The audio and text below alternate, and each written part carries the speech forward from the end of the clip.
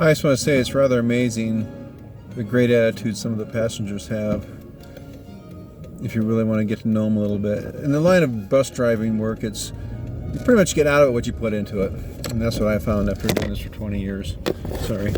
And, well, that's just funny. And I now drive a route that goes past a jail. It's Route 153 for those of you who are bus drivers here in Denver. And this guy gets on my bus out of jail. I asked him if it was his first time in. He said, "It's my last time." And he was in for 90 days. And he says, "I admit it, I messed up. I'm an alcoholic. And while I was in jail, my wife and kids moved to Illinois." And he's not sure what to do. But it's still a great attitude. You know, it's just calm and collect and loving. And he says, "I don't blame him." And so it's like starting over. And a gal got on my bus who was wearing like a costume, kind of like hoodie, pajama thing that my daughter likes to wear sometimes. And she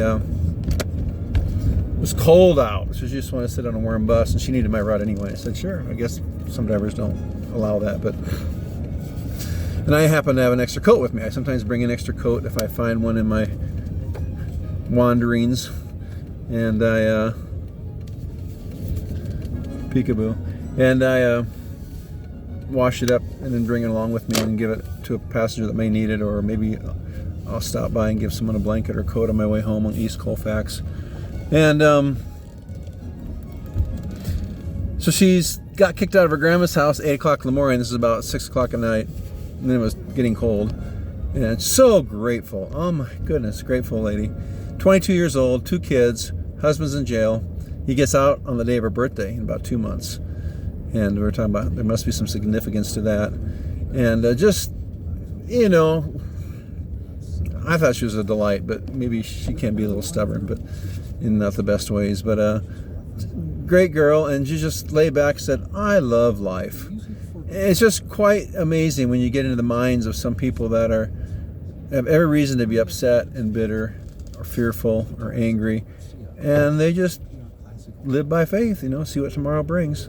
And I just wanted to share that with you, that sometimes it's easy to just stereotype a group of people, and there are some bad apples out there, there's no question about it. But if you just show a little concern, you'd be surprised the stories you hear and, you know, what people are going through, and still have rather. Now, we got the opposite. I had a lady on my bus a few nights ago I couldn't wake her up, and she had a little foam in the corner of her mouth, but she was breathing okay.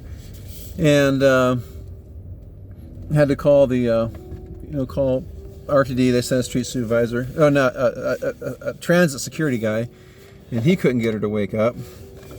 And, you know, you can't touch people. You do, and they yell harassment, and you hit me and whatnot. And so, you know, you got to be very careful. And so they got the regular police there, plus ambulance, plus fire trucks, and no one was comfortable even just doing anything more than just nudging her and making loud noises to wake her up. Finally, she did wake up, and she gets so mad. Instead of being grateful that all these people poured out to help her, and then a fellow 153 driver the next night had her on his bus as well. He happened to bring it up, and same problem. So you got the opposite, or just, I don't know.